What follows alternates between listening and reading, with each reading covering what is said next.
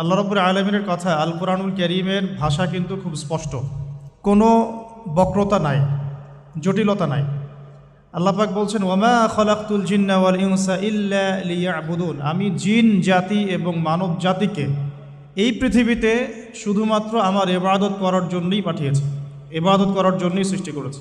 এখান থেকে বুঝতে পারছি যে পৃথিবীতে আসার উদ্দেশ্য কি আমাদের, আল্লাহ সুবহানাহু ওয়া তাআলার ইবাদত করা। ইবাদত কি? এক বাক্যে উত্তর হচ্ছে আমাদের উম্মার জন্যে নবী মুহাম্মদ সাল্লাল্লাহু আলাইহি ওয়াসাল্লামের সুন্নাহ মাফিক জীবনযাপন করা। আল্লাহ রাব্বুল আলামিন কোরআনুল কারীমে এবং নবী সাল্লাল্লাহু আলাইহি ওয়াসাল্লাম হাদিসে যত কাজ করতে বলেছেন সবগুলো কাজ করার নাম ইবাদত।